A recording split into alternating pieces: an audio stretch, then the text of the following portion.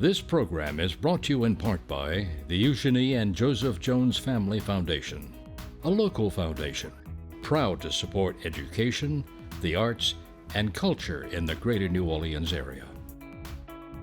Informed Sources is made possible in part by Susie and Pierre G. Villery. Quiet on the set. Soon we will all be more informed. We appreciate learning more of our region's news and public affairs. Cameras rolling.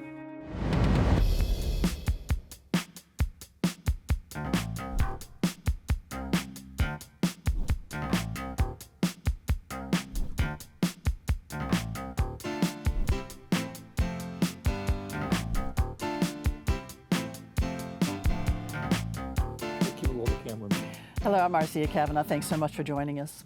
Well, April showers were overwhelmed by April storms this week, with tornadoes plowing destructive paths on the Northshore. Crime left its scars too, with the murder of a security guard in a peaceful neighborhood where bar activity has become worrisome. We'll look at these stories as well as an upswing in measles cases, plus one of the largest rocket engines ever built being readied for takeoff, and the French Quarter ready to rock its own festival. Joining us are tonight's Informed Sources. Errol Laborde, producer of Informed Sources. Rob Masson, reporter, WVUE-TV Fox 8. Don Ostrom, Channel 12's Future Watch reporter. And Gabriella Killett, staff writer of the Times-Picayune, the New Orleans Advocate.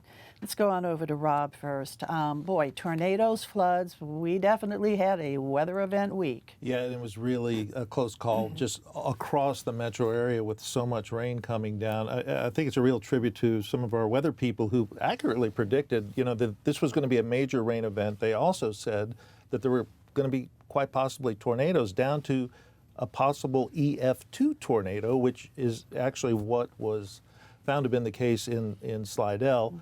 At first, it sort of hopscotched from Old Spanish Trail out to the Pearl River area. They weren't sure whether it was multiple tornadoes. Now I think they're calling it one tornado with about a 9-mile path and 350 yards. But the miraculous thing about, or the good thing about something like this, if there is a good thing, is that you can sort of focus resources onto one area, unlike what we normally see for a hurricane, which is just so devastating to such a massive area with people waiting for help to come. Hopefully, some of the insurance problems that people are going to go through won't be quite as severe as if it were a major hurricane. And there are tremendous resources being brought to bear in that part of Slidell today with various church groups and Red Cross and Volunteers of America out there. Yeah, there was some body cam footage that was released. One of the first responders was a police officer right on the scene. I mean, really just moments after it happened. And like you said, the response was really, really quick, and you can be more focused on taking care of the folks that need the help right there, because Slidell was really hit pretty hard. Slidell was really hit. Like Errol was saying, though, it's not like the Midwest tornadoes that we see where these big EF5s come in there and just plow a great path, right through. Right. It was tore the roofs off of several buildings, blew out windows in certain buildings. You can recover from that. It's a lot easier. And thankfully, there weren't any fatalities in Slidell, although one is being reported from this weather system in Pineville, where high winds knocked a pine tree down onto somebody's home and killed a 60-year-old woman there. And there was also a tornado in the St. Francisville area, too. So, Louisiana got hit. You mentioned the weather forecasters. I mean, they really did call it on this one. It's amazing. And now as a community, when they say possibility of tornadoes, our ears perk up right now, because the tornadoes are just not a thing for us. But they are more so now. Very much so, Marcia. I can remember growing up, it was unheard of. You might have seen one. I remember Hurricane Andrew, that spawned a tornado over in the Laplace area. My dad used to tell me growing up about one that hit the Carrollton area back in the 50s. I'm like, whoa, it just didn't make sense to me. But since then, in the last 15 years, there have been two that have been in the Carrollton area. There's the two that have hit Arabi in the last recent years. Algiers got hit. Algiers got hit. So they're not unheard of around here anymore. And again, the weather people sort of predicted this. The movement is back toward, they call it Dixie Alley. They're more southern tornadoes, and we entered a period where those were going to be more prevalent about 10 years ago, and it continues. Well, go ahead, Ed. Is there any reason to believe that the North Shore, just because of all of its waterways and all the trees, that it's more vulnerable? You know, they don't have drainage pumps like Jefferson and Orleans do, and Orleans continues to have problems with the power of its drainage pumps. But for certain hurricane events, yes, the North Shore is more vulnerable because there aren't any levee systems, but the elevation's higher on the North Shore. On the South Shore, Jefferson and Orleans Parish, you continue to have this low area.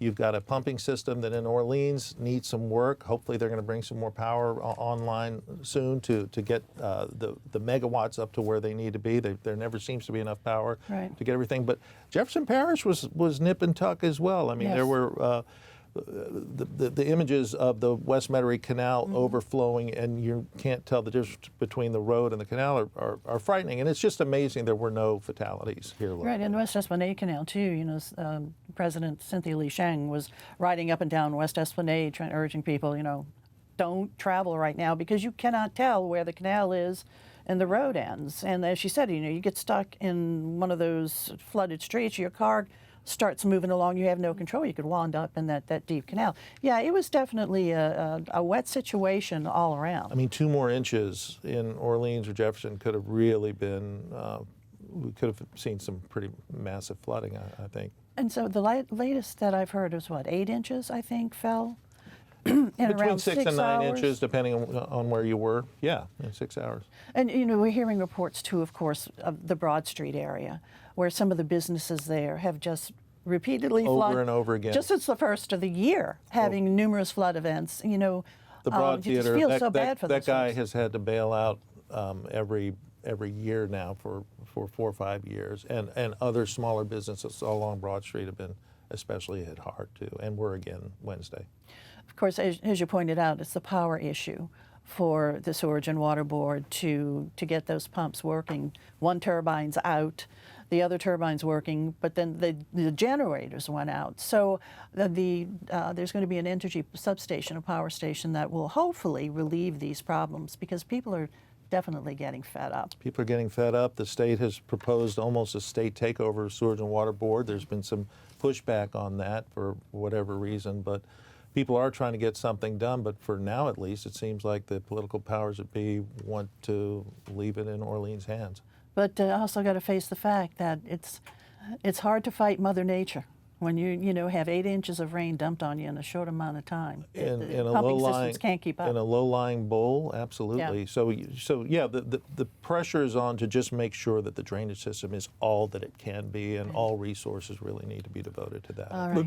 But the very existence of the drainage system is the overwhelming defiance of Mother Nature. I mean, what we've done here is almost pretty much impossible.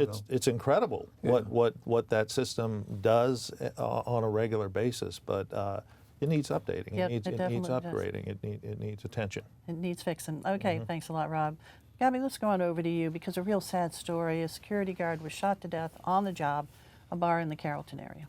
Yes, so Sunday, just before midnight, Daryl King, he's a 53-year-old man, he was working as a security guard at Wits Inn Bar in the 100 block of North Carrollton Avenue, and we're hearing that he denied an individual who was intoxicated entry into the establishment, and the person, out of retaliation, shot him and killed him. And just so sad. Most definitely. I spoke with Mr. King's mother, Miss Carol Turner, and she, obviously, as any mother would be, was beside herself. She was also especially disappointed that since Sunday, I believe we spoke Wednesday, only hospital staff at UMC had reached out to her. It seemed like she really wanted some more involvement of city leaders in embracing what had happened to her family, especially considering the fact that that corridor, that area of North Carrollton Avenue, has brought some problems. Mischief. Yeah, some difficulties, because the area that we're talking about, for those of us who are from this area, we know it well because we grew up going to Venetia's Pizza when we were in high school, and of course that's still there, and of course Angelo Boccato's right there, and a number of other businesses, and then right next to, on the other side of Carrollton, is Wits Inn right there in the corner. but there are other restaurants there, Doson's Noodle House, and then Zasu's. And I mean, that's a busy area with a lot of businesses that we've gone to for years, including Wits Inn. It's been there for a very long time. So when did this real problem with crowds gathering there on horseback and just everything seeming to be out of control, when did this start? So this year, rather in the past, I think 6 or so months, as opposed to years prior, 911 calls to that area have tripled.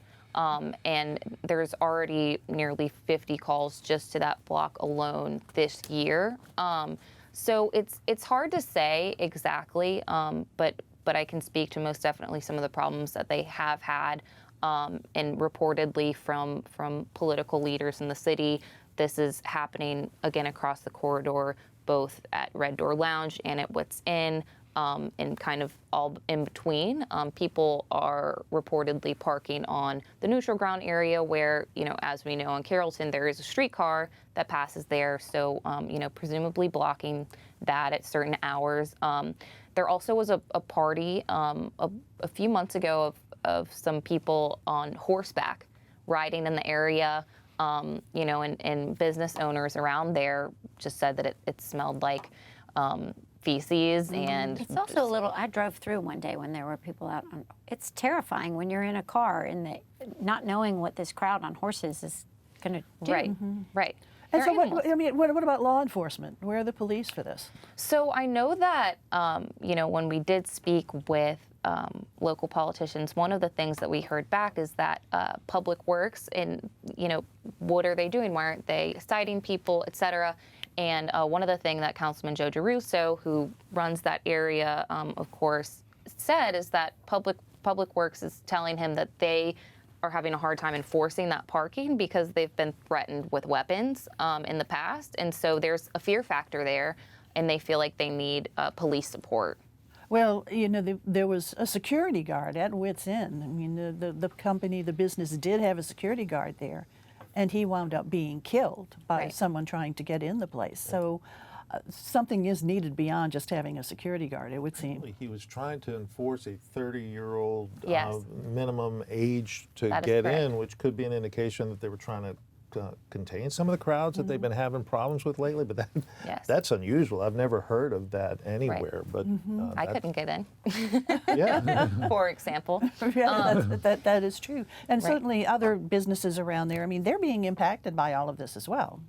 Right, and a lot of the complaints that we've heard have been from those local business owners contacting Councilman DeRusso, people that are a part of the Mid-City Security District, et cetera, trying to get something done. Of course, we spoke with NOPD, we spoke with the city, and they've said that, they've gone out there, code enforcement, checked everything. There's apparently nothing that can be acted upon as far as nuisance behavior, and, essentially they haven't found an issue over there. So it's not the business itself, but the crowd it attracts, maybe? That is most definitely what we're hearing from the owners of those businesses in defense of their businesses. Yeah, well, the businesses can enforce only so much, so they need some support from law enforcement, it would seem. Well, a very tragic situation Most over there, and I definitely. hope that's rectified because they're longtime businesses there also. It hurts those other like to have the businesses problem too, fixed. because they have so many people parking on neutral grounds and things that it's prohibiting those other businesses from having customers to park. So it's really it's impacting pretty big problem. everything over there. All right, Gabby, Definitely. thanks a lot. Thank you. Dawn, over to you. We're hearing also something, disturbing news, a rise in measles cases. Yes. Nationwide, in the first quarter of 2024, there were 113 cases. That is a 17-fold increase over 2020, 21, 22, and 23. The reason it's so scary is because of just how contagious measles actually is. And they say if you put someone in a room with 10 people who are either immunocompromised or not vaccinated, 9 of them will come out of that room with measles. 9 of the 10. And it's 1 to 2 weeks after you're first exposed that you're going to have a cough, a runny nose, a fever, congestion. 3 to 5 days later, you're going to end up with that fiery red rash that everybody's seen pictures of and a super high temperature. And a lot of people end up hospitalized or dead or with brain swelling and some major side effects. If you have been exposed, I'm kind of working backwards here. If you believe you've been exposed, I talked to Dr. Fred Lopez at LSU Health Sciences Center. He said, if you believe you've been exposed and you're not vaccinated, reach out to your healthcare provider, because you can go ahead and get vaccinated and actually get some help from the vaccine before the symptoms actually appear on you. Or if you've been exposed and you're not able to be vaccinated because of medical reasons, you could take an immune serum globulin to help prevent the most severe symptoms. So there are still treatments possible. We had at one point in the state of Louisiana been at about 95% vaccination rates, and that really gives you herd immunity. That's what they're looking for. We're dropping now closer to 94 or even 93%. A lot of that is attributed probably to COVID fatigue from COVID vaccine fatigue and people just not getting the vaccine. It's the MMR vaccine that has also been tied over the years to autism. That has been debunked completely by science. They say there is no scientific connection between autism and the measles vaccine, but people still don't necessarily get it as much as they should. This vaccine was developed in 1963. In the year 2000, it was all but eliminated as a disease in the United States, and now it's creeping back up. It's one of those vaccines that's required for school attendance, but there are more people opting out. The biggest danger of it is that it is so very, very contagious and can spread so easily. And in the cases this year so far in the United States, 66% of the kids under 5 who got it ended up in the hospital. 35% of the 5 to 19-year-olds ended up in the hospital, and 61% of the people who are older than 20 ended up hospitalized. So it's not just a cold. No, it's actually more quite than the serious. sniffles. Yeah, it really is serious. It is a serious disease. And it often comes to us from people who have traveled overseas in areas where it's much more prevalent, mostly the Middle East and Africa, but it's also prevalent in large parts of Europe and Southeast Asia as well. So if you're not vaccinated and you're traveling to those places, they really do recommend you get vaccinated. If you're traveling to those places and you're not vaccinated and you bring it back, really stay isolated. And we are seeing cases now starting to surface in our area? Not 2 cases in our area, only 2 in this so far in this year, where there have been 113. But Is it just unvaccinated kids that are getting it? It's unvaccinated people. It's people who don't have any immunity. If you've been vaccinated, you can check and make sure. They can run a quick blood test and make sure you have immunity. Of course, back in our day. Oh, my day too. You couldn't there say was no. There was no vaccine. We got the measles. 1963. Yeah. And which, it's always best not to get the measles, really, because like you said, it is a pretty serious disease, especially for young ones, for young kids. Yes.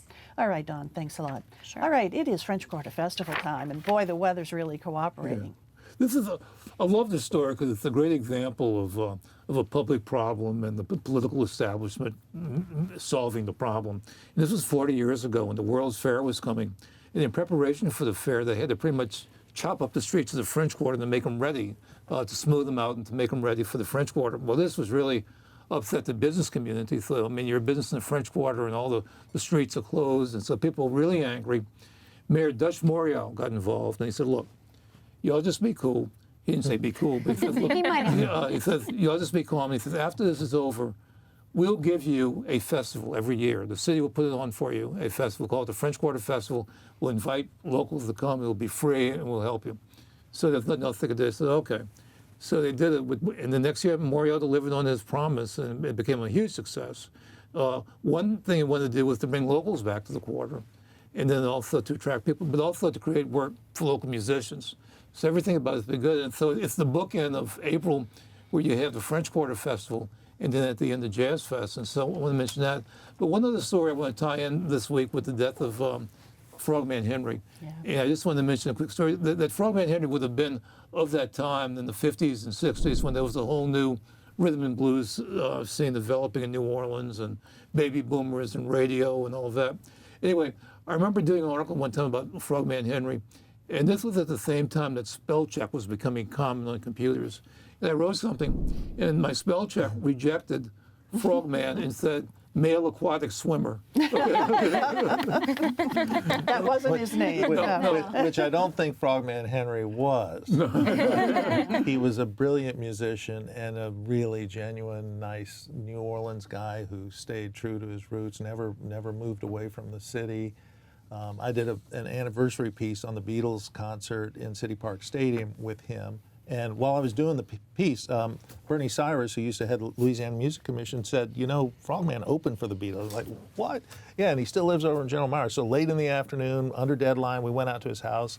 He invited us in. He's got pictures everywhere of every celebrity personality that he had performed with over the last 50 years. He couldn't have been nicer to us. He played the piano, and he told us his story. And frankly, he kind of didn't know who the Beatles were when they came through in 1964, but they were well aware of him. And he actually gave me a picture with him sitting between all four of the Beatles, and they're just enthralled with him. And he is just And he toured laughing. with them. He toured with them. I think he did 18 stops. And That's amazing. He had 3 top 10 hits by that point. He and Fats both were just huge in the rock and roll industry, and the Beatles looked up to these New Orleans musicians, and they just wanted to try and draw as much as they could out Well, of we them. grew up to Clarence Frogman Henry music, listening Yeah. to it on our radios, and he continued to perform. He was planning to perform at Jazz Fest later this And month. he was on Bourbon Street for a lot of years, and I think he was discovered on the West Bank in Gretna. There used to be kind of an old Gretna there. There was a bar that he told me about where he first got rolling, but he stayed on the West Bank, and that's where he passed. Well, another loss of one of our great New Orleans musicians. Our condolences to his family, and then to thank him, for everything that he gave to us, which was really great music and great fun. Great guy. Yeah, not just an aquatic And the classic swimmer. frog sound he made during Yeah, the song. If you'll remember it, pull it up somewhere and listen to it. You should listen to a Frogman Henry song. Yeah, all right. Pretty Thanks unique. a lot. Never duplicated. Okay, Rob, we're going to stick with you because there was a test of a huge rocket over at Stennis about a week or so ago, and you were there for it. Yeah, the Artemis program is moving forward. It's just incredible to think about how all of our nation's great space innovations come out of New Orleans East and Michoud and the Stennis facility just across the border, which was on the edge of the tornado Right. this past week, but we haven't heard about too much damage there. But they were testing an RS-25 rocket. It was built by Aerojet Rocketdyne, and if you ever get a chance to see one of these things, you really should try and take it or take your kids to it, because there's nothing like it. I mean, So it's the big engine that they're the big testing, engine, right? there's Yeah. 4 of them that are going to be on the Artemis rocket, the biggest rocket ever built. These are the biggest rocket engines ever built, capable of 500,000 pounds of thrust, which is just mind-boggling. The 4 of them together will be 2 million pounds of thrust. But it was a picture-perfect day like today is, and these facilities, you've probably seen them off the interstate as you drive toward the Mississippi Gulf Coast. You can kind of see the platforms, but up close, they're like 350 feet tall. They're gigantic, massive amounts of concrete, providing employment for 300 people out there at Stennis. And that test went off flawlessly. It fired for 8 minutes and just was perfect. So what did it feel like? I've heard from folks who work out there, and some people in the past who've gone to these rocket testings. It's like, it's more than just hearing it. You actually feel it through your body. It's going to be a challenge for me to try and describe this for you, Marcy. But I've seen a rocket. I saw John Glenn return to space in person at Cape Kennedy years ago. There's nothing like it. I mean, it's just it's like an adventure ride almost. One of those 3D adventure rides where the floors move. I mean, that's the closest thing to it. But it's real, and it's happening in front of you, and just the sheer power of it is magnificent. And you could feel it inside of you. I wasn't worried about anybody's safety for this test, but you just think about the people who are on top of these massive rockets going to... With a very powerful fuel Yeah, you know, yeah. quite explosive, obviously, to power these engines, sitting, you know, perched, like you said, on top of those rockets, ready to go into outer space. How brave are they? And it hasn't been flawless. I mean, we have seen a few disasters, but most of them go pretty well. I had an opportunity to interview some of the astronauts who are going to be going up with Artemis, and these are really bright young people with PhDs who are just super excited about it and super excited about the work taking place right here in New Orleans, east at Michoud, to build these magnificent machines. Yeah, so they're building them at Michoud and then testing them over at Stennis, which, you know, Michoud and Stennis have been a major part of our space program from the beginning. And if I will, there are some people who are talking about trying to make this more of a must-see for local children. We talk about STEM education and trying to capture these opportunities. You go to Houston, I mean, the Space Center there is a major part of the fabric of that city. Cape Kennedy, the same thing. Lots of visitors coming in. People hardly know Michoud is there, and it's just. It's all happening there, and it's all being tested at Stennis, and it has been for 60 years. I mean, it's just an incredible It's been a major part of the whole space program, Right and of course, there's the Infinity Space Center that's open to the public right off the interstate as you cross over the state line, which is really it's fun to go to. And it is great, and they moved the Saturn booster from Michoud out there. It used to sit there at Michoud, which was a great opportunity for local kids, but it's not too far away, and hopefully they would go and take advantage of that. Okay, great story. Thanks about the road. Okay, guys, other stories. Over to you, Eve. Well, a vehicle of lower technology. The Downtown Development District is operating a tricycle. It's called the Informational Tricycle. And this guy goes around this tricycle, and they give out information and swag and anything, maybe some food, anything people want to know. It's very, very popular. Only thing is it doesn't have a name. And so they're sponsoring a contest, what to call the Informational Tricycle. It does need a name more than Informational Tricycle. It's powered by leg muscle, okay, as opposed to Rob says anyway. Sounds like a great idea, though. Rob. A lot of the environmentalists are concerned about a different type of vehicle. The EPA recently approved a vehicle that would go around to the various chemical plants in our area and actually conduct tests to let people know whether or not what's being put in the air is truly dangerous. There's a move afoot in the legislature to try and minimize the impact of this vehicle, and people are worried. Okay. Dawn? Now that everybody's basketball dreams for at least college basketball are over, it's time for college gymnastics. The LSU women are in the semifinals next Thursday in Fort Worth. Great. In the Elite Eight, so Very cheer good. on. Very good. Okay, Gabby? Speaking of vehicles, NOPD is cracking down on speed. They've trained district officers to use radar guns and really they're focusing on catching some speed demons in the area. So stay on the lookout. All right, Or slow down. Maybe showing up More over there in the importantly. North Carrollton area sometimes too, because that's a problem too of people doing, those whatever they are, the three-wheelers. Oh, yes. Doing wheelies there. That's another ATVs. issue. Yeah, the ATVs. Most definitely, yes. Thank you. Slow down. All righty, guys. Thanks a lot for being here. Thank you all for watching. See you again next week for Informed Sources. Have a good evening.